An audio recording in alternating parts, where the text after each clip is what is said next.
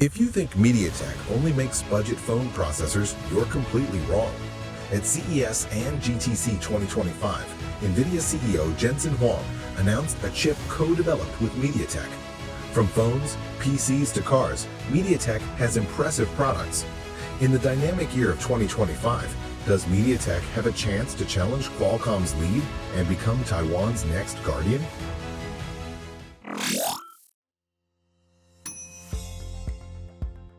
When it comes to phone processors, in Q4 2024, MediaTek led with 34% market share, leaving Apple and Qualcomm behind.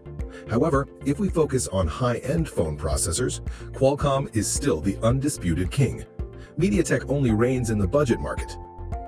However, the US-China tariff war changed the game. China once imposed on US chips retaliatory tariffs up to 125% and pushed for de-Americanization of chips, urging Chinese firms to use fewer US chips. This dealt a heavy blow to Qualcomm, as Chinese flagship phone makers are key Qualcomm clients.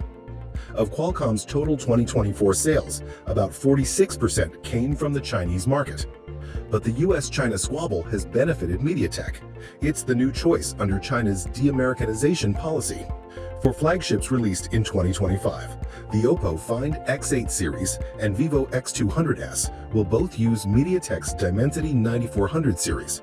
Xiaomi developed its own Zhuanghe processor, expected in its new flagship, the 15S Pro, replacing the Snapdragon 8 series.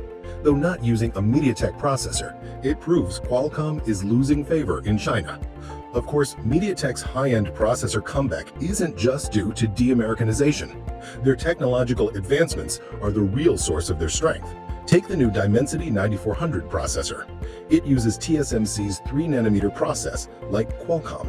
In many real-world tests, it matched or even surpassed Qualcomm's Snapdragon 8 series, but it's more attractive in cost and price. Its close partnership with TSMC also gives MediaTek a production advantage. Research firm TrendForce predicts if the US-China tariff war escalates, MediaTek could in 2025 replace Qualcomm's high-end processor lead. China's de-Americanization goes beyond phone chips. It also covers automotive chips. This will continue to affect both firms in the automotive chip market. According to research firm data, the automotive chip market will top $88 billion by 2027. Qualcomm saw the opportunity in 2016 and entered the auto market.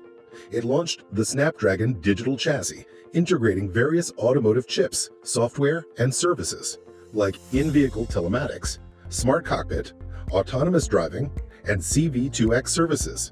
It offers car makers a complete solution. Once this service was launched, top global car makers like BMW, General Motors, and Hyundai all became Qualcomm's clients. In automotive communication chips, Qualcomm's market share is over 80%. Compared to Qualcomm, MediaTek was a late starter in auto, launching its Dimensity Auto in 2023. It's not a single automotive chip, but a complete solution for smart cars. It includes smart cockpit, telematics, autonomous driving, and power management. Clearly, it's targeting Qualcomm's digital chassis. But auto systems are far more complex than phones. Smart cockpits need powerful AI and graphics technology. Autonomous driving systems need precise sensing and real-time processing. But these are not MediaTek's strength. To make up for its shortcomings, MediaTek chose to partner with NVIDIA, incorporating NVIDIA's AI and graphics tech. Plus, using TSMC's 3nm process, it offers car makers high-performance, low-power cockpit and autonomous solutions. MediaTek's aggressive moves have paid off in the market. A US investment bank report points out MediaTek has received auto chip orders from Chinese clients. It projects MediaTek's auto business revenue share will grow from 1.8% in 2025 to 3.6% in 2026, and then to 6.8% in 2027. That's a good start. But in the long run, MediaTek faces an uphill battle. Compared to phone chips, China's de-Americanization of auto chips hasn't been as smooth. China wants domestic auto chips to reach a 25% share, but by the end of 2024, it was only 15%. Some data even shows that of China's new car models, 90% use Qualcomm's smart cockpit chips, jokingly called the Qualcomm tax. The reason for Qualcomm's high share is its leading tech and mature ecosystem. Plus, car development cycles are long, and once a chip is chosen, the risk of switching is high. So for MediaTek or local Chinese firms, competing with Qualcomm in auto chips will require more effort. Laptop processors have long been dominated by Intel and AMD. But with the rise of AI and 5G, demand for high-performance chips has grown. This led Qualcomm and MediaTek, focused on low-power tech, with their power-efficient ARM architecture, to actively enter the AI PC market and continue their battle in this new field. In 2024, Qualcomm officially launched processors designed for AI PCs, the Snapdragon X Elite and X Plus, used in Microsoft, Lenovo, Dell, and Samsung AI PCs. They feature thin and light designs, long battery life, and native AI support.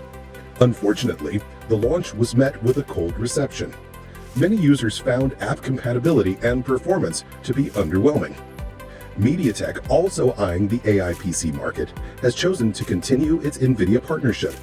At CES 2025, NVIDIA CEO Jensen Huang announced the co-development of the GB10 chip with MediaTek, combining both firms' CPU and GPU tech for use in personal AI supercomputers.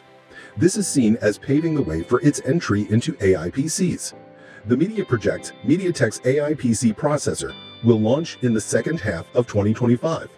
Besides MediaTek's usual value advantage, the partnership with NVIDIA could also make MediaTek's processors perform better in gaming and graphics. Although MediaTek and Qualcomm are newcomers to laptop processors, a research firm predicts the AI PC market will exceed 40% of PC shipments by 2026.